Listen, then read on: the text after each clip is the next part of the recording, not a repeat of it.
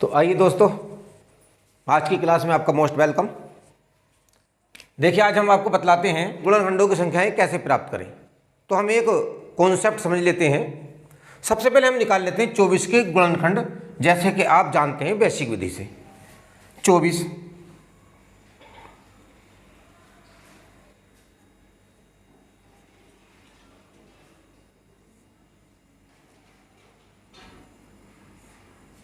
गुणनखंड बराबर 1, 2, 3, 4, 6, 8, 12 और ये 24।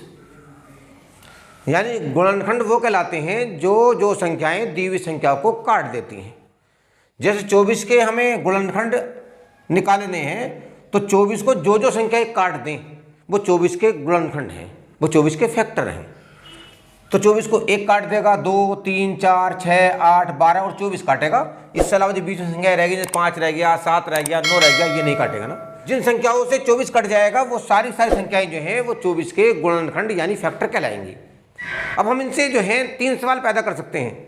पहला सवाल ये है कि कुल फैक्टरों की संख्या बताइए। 24 के यानी कि 24 में कुल कितने फैक्टर बन सकते हैं। तो हम निकाल सकते हैं, जैसे 24 के टोटल फैक्टर बराबर, तो कितने हो गए, 1, 2, 3, 4, 5, 6, 7, 8 आ गए। अब दूसरा सवाल पैदा होता है कि 24 के यानी कि 24 में सम फैक्टरों की संख्या कितनी होगी। अगर हम सम निकालें तो सम फैक्टर कितने आ जाएंगे। तो 24 के इवन फैक्टर बराबर, तो इवन में क्या कर, देखो 2, 4, 6, 8, 12, 24 यानी कि 1, 2, 3, 4, 5 और 6 आ जाएंगे। तीसरा सवाल पैदा होता है कि 24 में विषम फैक्टर कितने होंगे। 24 में विषम फैक्टर कितने होंगे, तो इसे भी ले लें आप। 24 के ओड फैक्टर यानी विषम गुणनखंड, तो विषम कौन से होंगे, देखिए 1, 3, 2 ही है, 1 और 3, तो 2 हो जाएंगे। ये इसका आंसर हो जाएगा। अब हम ट्रिक विधि को इस्तेमाल करते हैं और इससे तुलना करते हैं कि हमारी ट्रिक विधि आसान है या इससे हार्ड है। देखें, अब सबसे पहले हम 24 के फैक्टर निकाल लें। इसी सवाल पर आप जो ट्रिक विधि को अपनाएं, 24 के आप फैक्टर कर लें। 24 के ऐसे 2 फैक्टर कर रहे हैं पहले आसान से, जैसे हम 2 और 12 में डिवाइड कर दें। 2 और 12 को आप डिवाइड कर दें 2 और 6 में कर दें, और 6 को आप डिवाइड कर सकते हैं 2 और 3 में। अब इनको घातों के रूप में लिख लेते हैं। सवाल में समझना जो है वो ये है कि इनको घातों के रूप में लिखते हैं, और इसमें जो है घातों की गिनती होती है, संख्याओं की गिनती नहीं होती। तो जैसे हम लिख सकते हैं, इसमें 2 की घात कितने आ जाएगा, जो संख्या जितने बार आती है वो उसकी इतनी घात कहलाती है। 2 क्या बार है, 1, 2, 3 बार है, तो हम लिख सकते हैं 2 की पावर 3 गुणा 3 की पावर 1, क्योंकि 3 एक ही बार है। इस तरह से हम लिख सकते हैं। तो कॉन्सेप्ट में, ट्रिक विधि में जो कॉन्सेप्ट है तो उसमें हम लिख आ सकता है, यानी कॉन्सेप्ट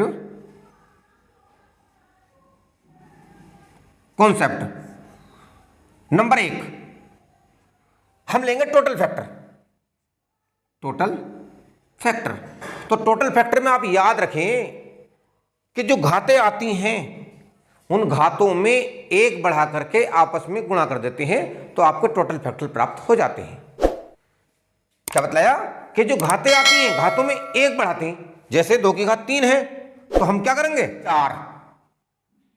4 गुणा 3 की घात 1 है, तो हम 2 करेंगे, क्योंकि बतलाया है कि जो घातें आती हैं घातों में 1 बढ़ाते हुए आपस में गुणा कर देते हैं, और जो उनका गुणनफल होता है, जो गुणा का उत्तर होता है, वही टोटल फैक्टर होते हैं।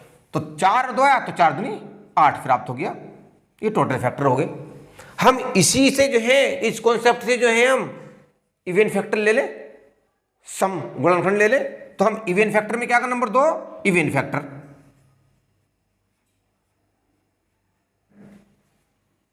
तो इवन फैक्टर में क्या करते हैं, याद रखें, जब हम सम गुणनखंड निकालें तो जो सम संख्याओं की घातें होती हैं उसमें कोई परिवर्तन नहीं करते, जो घातें होती हैं वही रहने देते हैं, और विषम संख्याओं की जो घातें आती हैं उनमें एक बढ़ाते हुए गुणा करते हैं। टोटल में तो हम चाहे सम की घातें हों चाहे विषम की घातें हों, दोनों में एक बढ़ाते हुए गुणा करते हैं। लेकिन जब हम सम गुणनखंड निकालें तो सम गुणनखंड निकालते समय जो सम की घात होती हैं उनको वही रहने देते हैं और विषम की घात में एक बढ़ाते हुए गुणा करते हैं। जैसे 2 की घात 3 है तो हम 3 ही रहने देंगे, क्योंकि हम जो है इसमें इवन फैक्टर प्राप्त कर रहे हैं। तो 3 गुणा 3 की घात 1 है, 3 विषम है, विषम की घात कितनी है, 1 है, तो यहां पर इसका 2 कर देंगे हम, तो बराबर 2 तिया 6 प्राप्त हो जाएगा। नंबर 3 पे हम निकाल सकते हैं इसी तरीके से, number 3 odd factor. Odd factor, तो ओड फैक्टर यानी विषम गुणनखंड की संख्याएं। तो उसमें क्या करेंगे हम, जब हम विषम गुणनखंडों की संख्या निकालते हैं तो याद रखें कि जो सम की घातें होती हैं, जो सम संख्या में घातें होती हैं उसको छोड़ देते हैं, उनको लेते ही नहीं है, उनकी गिनती करते ही नहीं है, उनको खत्म कर देते हैं। यानी 2 की घात 3 है, 2 सम है, तो हम इसकी गिनती करेंगे ही नहीं। ये संख्या जो इसमें जो है 2 की घात 3 की गिनती नहीं होगी। बचा क्या, बचा आपका 3 की घात 1, तो इसमें 1 बढ़ाते हुए गुणा करेंगे तो हमने जो है 2 ही आया ना, 3 की घात 1 है तो 2 आया, और कोई संख्या है नहीं तो इसका उत्तर 2 ही हो जाएगा, क्योंकि और कोई संख्या नहीं है तो 2 आ जाएगा। तो देखें, जब हमने एक बेसिकली विधि से सवाल निकाला था तो 24 के टोटल फैक्टर 8 प्राप्त हुए थे, तो इससे भी आपके 8 प्राप्त होते हैं। 24 के इवन फैक्टर 6 प्राप्त हुए थे, इससे भी आपके 6 प्राप्त होते हैं। 24 के ओड फैक्टर आपके 2 प्राप्त हुए थे, इससे भी आपके 2 प्राप्त होते हैं। तो इस तरीके से जो है हम अपनी ये जो कॉन्सेप्ट वाली ये जो ट्रिक विधि है इसको प्रयोग में ले आएंगे, क्योंकि ये उससे आसान है। अब हम इसको जो है सवाल पे लागू करते हैं, सवाल करके देखते हैं। सवाल देख लेते हैं अगला। तो क्वेश्चन नंबर 1 आता है कि 1470 के कुल गुणनखंडों की संख्या बताओ। टोटल फैक्टर पूछ रहा कि टोटल फैक्टर कितने हो जाएंगे। तो हम जो है सबसे पहले 14 70 ले लें, 14 और 70, और इसके आप फैक्टर कर लें। सबसे पहले आप आसान विधि ले लें, अगर आखिर में 1 0 है तो 1 0 वाली संख्या ले लें 10, क्योंकि 1 0 वाली संख्या 1 के साथ 10 होती है ना, तो आप 10 ले लें। बचा कितना, 147 इधर ले लें, आसान है। अब आप 147 को काट दें, क्या बार कर सकता है, आप 7 से काट दें, ठीक है, 7 और 7 दूनी 14 और 7 ना 7। आप इसे 2 और 5 में डिवाइड कर लें, 2 से 2 बन जाए 10। अब 7 भी एक फैक्टर हो गया, कोई इससे अलावा ये नहीं कट सकता। 2 भी फैक्टर आ गया, 5 भी फैक्टर आ गया, इससे अलावा भी ये कट ही नहीं सकते। 21 बचा, आप 21 को भी डिवाइड कर दें, इसको 21 जो है आप 3 और 7 में डिवाइड कर दें। अब इनके जो है आप इनको घातों के रूप में लिख लें। जब घातों के रूप में आप लिखेंगे तो सबसे पहले आप ले लें 2, 2 1 ही है तो आप 2 की पावर 1 गुणा, 3 1 ही है तो 3 की पावर भी 1 गुणा, 5 भी अकेला है तो 5 की पावर 1 गुणा, 7 2 है तो 7 की पावर 2, 7 की पावर 2। तो टोटल फैक्टर बराबर ये ले लेंगे आप, टोटल फैक्टर बराबर, तो टोटल फैक्टर में आ जाएगा, बतलाया गया है कि इन घातों से मतलब है ना कि संख्याओं से मतलब। तो टोटल फैक्टरों में घातों में 1 बढ़ा के गुणा करते हैं, तो 2 की पावर 1 तो 2 गुणा, 3 की पावर 1 तो यहाँ भी 2 गुणा, 5 की पावर 1 तो यहाँ भी 2 गुणा, 7 की पावर 2 तो यहाँ 3, क्योंकि हम बतला रहे हैं कि 1 बढ़ाते हुए गुणा करते हैं। अब इनकी गुणा कर लेंगे, गुणा कर लीजिए आप, 2 दूनी 4 और 4 दूनी 8 और 8 तिया 24, 24 इसके जो है टोटल फैक्टर प्राप्त हो जाएंगे और ये इसका आंसर हो जाएगा। सवाल देख लेते हैं अगला। तो क्वेश्चन नंबर 2 आता है 3600 के कुल गुणनखंडों की संख्या ज्ञात करें। तो इसमें भी आसान वही विधि है जो इससे पहले सवाल में हमने लागू की थी। तो हम जो है 3600 के फैक्टर निकाल लें। तो फैक्टर निकालने में क्या करेंगे हम, देखिए इसके अंदर कितने जीरो हैं, तो आप 100 लिख दें, बचा कितना 36 बचा। 100 को आप 2 जगह डिवाइड कर सकते हैं, 10 और 10 में कर सकते हैं, 10 250। यानी हम ऐसी संख्याओं में इसको डिवाइड करें जो आसान हो और अपने समय को बचा सकें। अब इसमें क्या है, इसको आप जो 6 और 6 में डिवाइड कर सकते हैं, 6 जंग 36। 6 को आप जो है 2 और 3 में कर सकते हैं, इस 6 को भी 2 और 3। इस 10 को जो है आप 2 और 5 में डिवाइड कर सकते हैं, और इस 10 को भी जो है आप 2 और 5 में डिवाइड कर सकते हैं। अब इनको घातों रूप में लिख सकते हैं। घाते आप देख लें, 2 कितने आए, 1 2 3 4, यानी 2 की घात 4 गुणा 3 कितने आए, 1 और 1 2, तो 3 की घात 2 गुणा 5 कितने आए, 5 भी आपको 2 आए, तो 5 की घात भी 2। अब इसमें टोटल फैक्टर पूछ रहा, क्या पूछ रहा है, टोटल फैक्टर ले लीजिए आप, टोटल फैक्टर। तो टोटल फैक्टर में हमने बतलाया है कि जो घातें होती हैं उन घातों में 1 जोड़ते हुए गुणा कर देते हैं। तो घात कितनी, 4, तो 5 गुणा घात कितनी, 2, तो कर देंगे यहाँ पर 3 गुणा घात कितनी, 2, तो यहाँ कर देंगे 3। अब गुणा कर लो, 5 तिया 15 और 15 तिया 45, और 45 इसका आंसर हो जाएगा। यानी इसके अंदर जो है टोटल फैक्टर जो आएंगे वो 45 आएंगे, इसका आंसर हो जाएगा।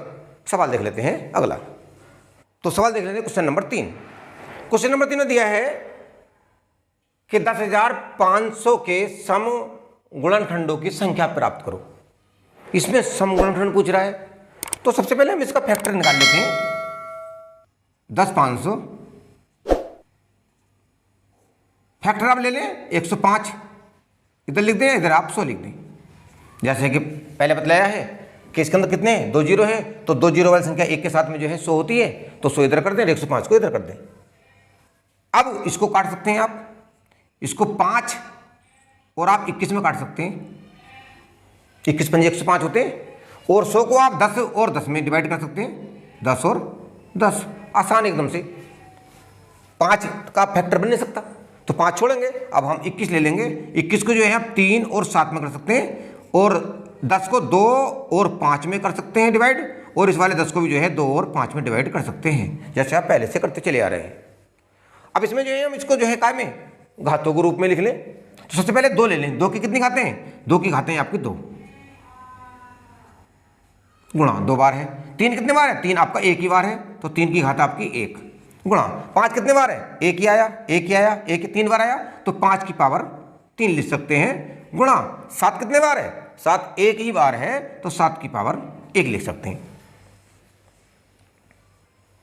हम इसमें यह भी देख सकते हैं कि हमारा कोई सा फैक्टर बचा तो नहीं है, कोई सा फैक्टर छूटा तो नहीं है, तो गिन लेंगे हम इसको। तो 1 ये था, 2 3 4 5 6 7 फैक्टर थे, इसमें गिन सकते हैं। 2 ये रहे, 1 3 और 3 6 1 7, इसका मतलब फैक्टर पूरे हैं, कोई फैक्टर छोटा नहीं है। तो क्या पूछ रहे हैं इसके अंदर, इसके अंदर पूछ रहा है वो इवन फैक्टर बराबर।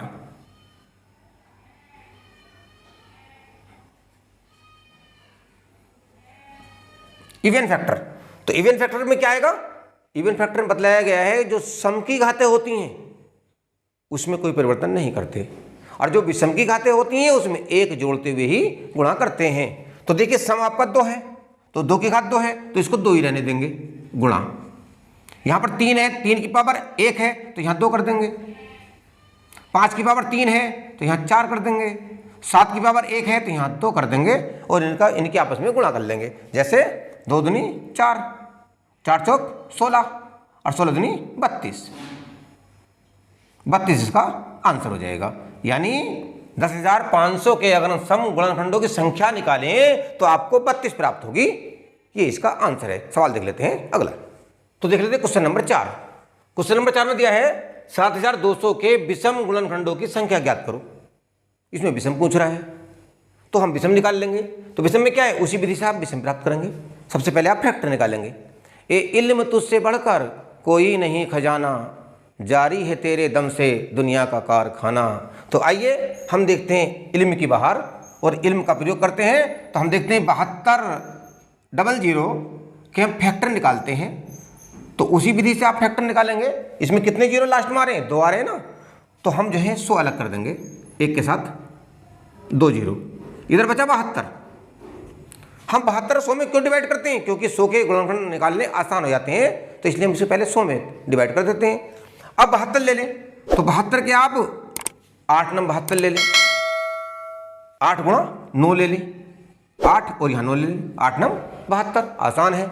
यहाँ पर आप वही 10 और 10 में डिवाइड कर लें, अब आप 2 को ले लें, अब आप 8 ले लें, तो 8 में आप कितना 2 और 4 में डिवाइड करें, और 9 को आप 3 और 3 में डिवाइड करें।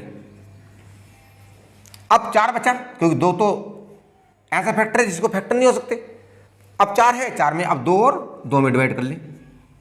अब ये बचा आपका 10, 10 को 2 और 5 में डिवाइड करें, और इस वाले 10 को भी जो है 2 और 5 में डिवाइड करें। अब इसको घातों के रूप में लिख लें। अब इसको जो है आप घातों के रूप में लिख लें। 2 के बार है, 1 2 3 4 5 बार है, तो 2 की पावर 5 गुणा 3 के बार है, 1 2 2 बार है, तो 3 की पावर 2 गुणा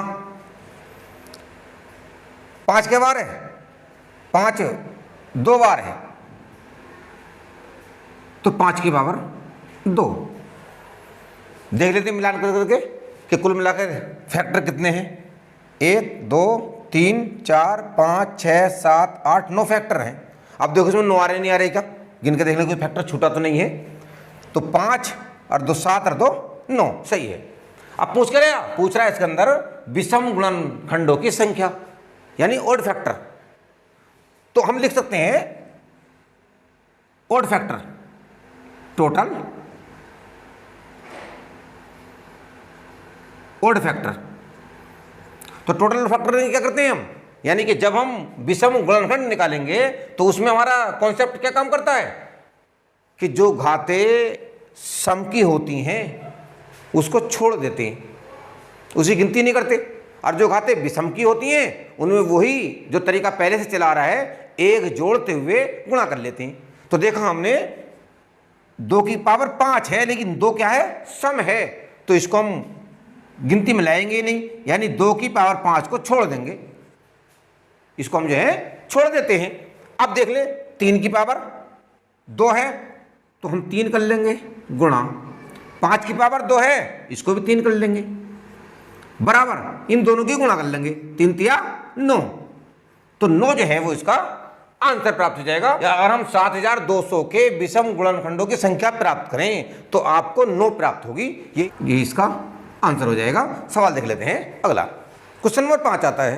क्वेश्चन नंबर 5 में दिया है 2940 के समुचित गुणनखंडों की संख्या ज्ञात करो। इसमें समुचित पूछ रहा है, तो समुचित कैसे प्राप्त करेंगे, पहले हम इसके फैक्टर कर लेते हैं। देखिए 2940 का मैंने फैक्टर की 2 जगह डिवाइड कर दिया।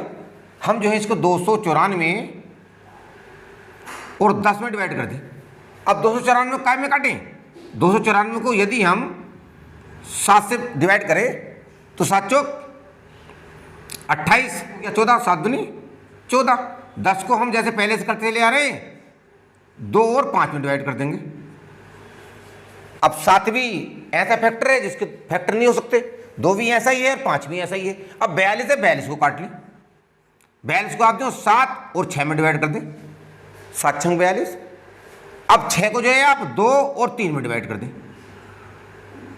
अब इनको घातों के रूप में लिख लें, अब इनको जो है घातों के रूप में लिख लें। तो देखिए आप 2 कितना रहा, एक तो ये रहा और एक ये रहा, तो 2 की पावर 2, 2 की पावर 2 गुणा 3 के बार है, 3 एक ही बार है, तो 3 की पावर 1 गुणा 5 के बार है, 5 आपका एक ही बार है, तो 5 की पावर 1 गुणा 7 के बार है, 7 आपका 2 बार है, तो 7 की पावर 2, 7 की पावर 2।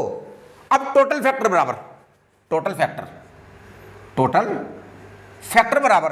अब टोटल फैक्टर लिए हम क्या करते हैं, आप जानते हैं कि जितनी भी घातें होती हैं, हम पहले से बतला रहे हैं इस चीज को कि इनमें संख्याओं से कोई मतलब नहीं होता, इसमें मतलब होता है घातों से, और घातों में एक बढ़ाते हुए गुणा कर देते हैं।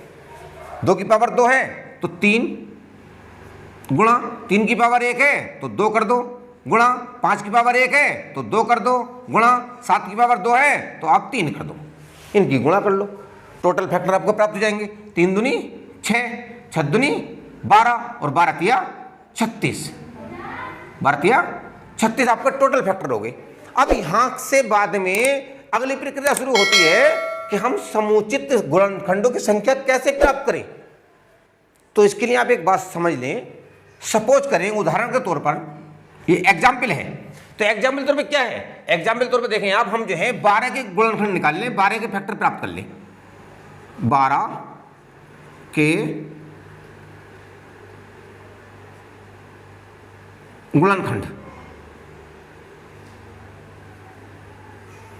बराबर क्या आएंगे, देखिए 1 2 3 4 6 और 12, ये प्राप्त होंगे 12 के गुणनखंड।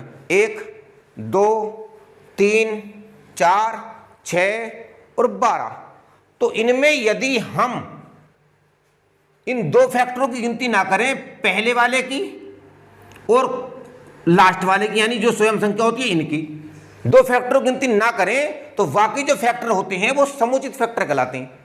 समझने की बात इसके अंदर ये आती है कि एक तो एक और एक स्वयं संख्या, ये दो जो फैक्टर होते हैं, इनको यदि इनमें हम शामिल ना करें तो बाकी शेष फैक्टर जो होंगे वो समुचित फैक्टर बन जाएंगे। तो इससे सिद्ध होता है कि जो टोटल फैक्टर आते हैं, उन टोटल फैक्टरों में से यदि हम एक और एक दो फैक्टर कम कर दें तो आपके जो है समुचित फैक्टर प्राप्त हो जाएंगे। जैसे टोटल फैक्टर क्या है इसके अंदर, टोटल फैक्टर बराबर आगे 1 2 3 4 5 6, और समुचित फैक्टर कितने आ जाएंगे इसके अंदर,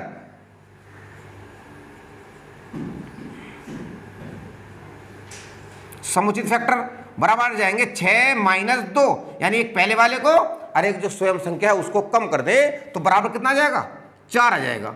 तो इसी प्रकार से हम यहीं पर अगर समुचित फैक्टर प्राप्त करें तो हमारी बात समझ में आती है कि टोटल फैक्टरों में से 2 घटा दो तो समुचित फैक्टर रह जाते हैं। तो हम इसी प्रकार यहां लिख सकते हैं समुचित फैक्टर बराबर समुचित फैक्टर या समुचित गुणनखंड बराबर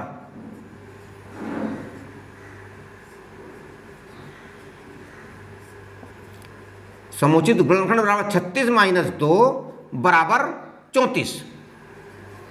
ये इसका आंसर हो जाएगा, यानी समुचित फैक्टर जो प्राप्त होंगे वो आपके 34 प्राप्त होंगे। इस तरह से हम जो है समुचित फैक्टर भी प्राप्त कर सकते हैं। सवाल देख लेते हैं अगला। तो सवाल देख लेते हैं हम नंबर 6 सवाल में दिया है, यदि n बराबर 4 की पावर 11 प्लस 4 की पावर 12 प्लस 4 की पावर 13 प्लस 4 की पावर 14 हो तो n के सभी धनात्मक गुणनखंडों की संख्या ज्ञात कीजिए। तो इसमें हम क्या करेंगे, सबसे पहले हम n का मान ले लें कि n का मान क्या दे रखा, तो n बराबर दे रखा इन्होंने, पहले सवाल निकाल लें। n बराबर दिया है 4 की पावर 11 प्लस 4 की पावर 12 प्लस 4 की पावर 13 प्लस 4 की पावर 14, इस सवाल में दिया है।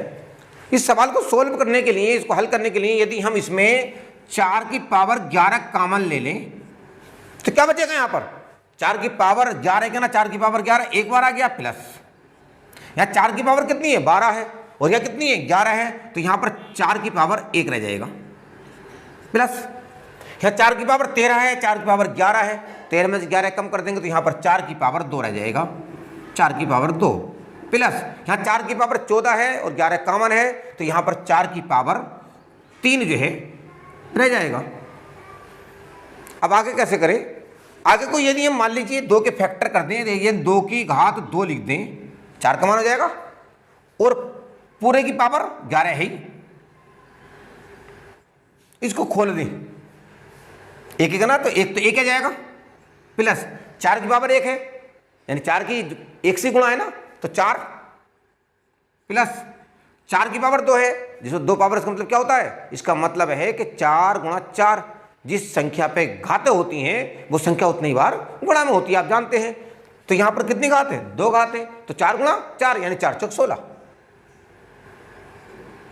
प्लस यहाँ क्या है 4 की पावर 3 है, तो क्या मतलब है 4 गुणा 4 गुणा 4 यानी 3 बार 4 गुणा में है, तो 4 चौक 16 और 16 चौका 64, यहाँ 64 आ जाएगा। अब यहां पर हल कर ले, 2 पावर ये रही और 11 पावर ये रही, आपस में क्या हो जाएगी, गुणा हो जाएगी, तो हम इसको जो है 2 की पावर 22 कर सकते हैं, 2 की पावर 22, और यहां क्या आएगा, इसको सबको जोड़ ले, 1 और 4 5 5 और 16 21, 21 और 64 85, यहां 85 आ जाएगा। अब ये क्या है, 2 की पावर 22, 2 की पावर 22 गुणा इसके फैक्टर कर लें। इसके फैक्टर जो है हम लिख सकते हैं 5 गुणा 17, 17 पंजे 85, ये इसके फैक्टर बनेंगे। तो इसकी पावर कितनी आ गई, 1 आ गई। इसकी पावर कितनी आ गई, 1 आ गई। अब इनकी गुणा कर लें। अब इनकी जो है हम गुणा करें। गुणा में क्या होगा, 1 बढ़ा के गुणा करेंगे। टोटल फैक्टर बराबर, टोटल फैक्टर बराबर, ये 22 है तो घात 23 हो जाएगी गुणा के लिए। ये पावर 1 है तो यहाँ 2 हो जाएगी, यहाँ पावर 1 है तो यहाँ भी 2 हो जाएगा। इनकी हम गुणा कर लेंगे। हमने गुणा करी 23 दूनी 46 और 46 दूनी 92, 92। ये n का माना जाएगा, यानी n के कुल धनात्मक गुणनखंड जो होंगे वो 92 होंगे, 92 होंगे। यही जो है हमारा आंसर हो जाएगा। यही हमें सिद्ध करना था। सवाल देख लेते हैं अगला। तो देखिए क्वेश्चन नंबर 7 है, यदि n बराबर 4 की पावर 4 प्लस 6 की पावर 6 हो तो n के सभी गुणनखंडों का मान ज्ञात कीजिए, यानी n के सभी गुणनखंडों की संख्या बताइए। तो हम क्या करें, n बराबर, जैसे इससे पहले सवाल हमने किया है वैसे ही कर लेंगे। n बराबर 4 की पावर 4 प्लस 6 की पावर 6। इसको ऐसे कर सकते हैं 2 गुणा 2 की पावर 4 प्लस 2 गुणा 3 की पावर 6, यानी इसके फैक्टर हमने 2 गुणा 2 कर दिए और 6 के फैक्टर 2 गुणा 3 कर दिए और पावर उसकी वो रहने दी। तो इसको हम ऐसे लिख सकते हैं 2 की पावर 2 और पूरे की पावर 4। इसको हम ऐसे लिख सकते हैं कि 2 की पावर 2 और पूरे की पावर 4 प्लस 2 की पावर 6 और गुणा 3 की पावर 6। इसको लिख सकते हैं 2 की पावर 8। क्यों कि 2 की पावर 4 ये रही है, 2 ये रही, तो 2 चौक 8, 2 की पावर 8 प्लस 2 की पावर 6 और गुणा 3 की पावर 6। यदि हम यहां पर 2 की पावर 6 कॉमन ले लें, 2 की पावर 6 कॉमन ले लें क्योंकि 6 सब में है, तो यह क्या बचा, यहां बचा 2 की पावर 2 प्लस 3 की पावर 6, क्योंकि 2 की पावर 6 तो कॉमन आ गया और 3 की पावर 6 ये आ गया। अब 2 की पावर 6 और अंदर क्या आएगा, अंदर आ जाएगा, खोल ले इसको, 2 दूनी 4 प्लस 3 गुणा 3 गुणा 3 गुणा 3 गुणा 3 6 बार है, तो क्या आएगा, इसी यदि हम गुणा करेंगे तो क्या आता है, यदि हम इसी गुणा करेंगे तो हमारा यहां पर आ जाएगा 729। आप गुणा करके देख लेना, यानी 3 को जो है 6 बार गुणा करना, 3 गुणा 3 गुणा 3 गुणा 3, तो आपको 729 प्राप्त हो जाएगा। तो अब क्या करते हैं, ये 6 की 2 की पावर 6 गुणा यहां पर लिया, यदि हम 729 में 4 जोड़ेंगे तो आपका 733 प्राप्त होता है। और 733 एक ऐसी संख्या है जो अभाज्य संख्या है, और अभाज्य संख्या है या तो 1 से कटती है या स्वयं से कटती है, तो इसलिए इसके फैक्टर आएंगे ही नहीं।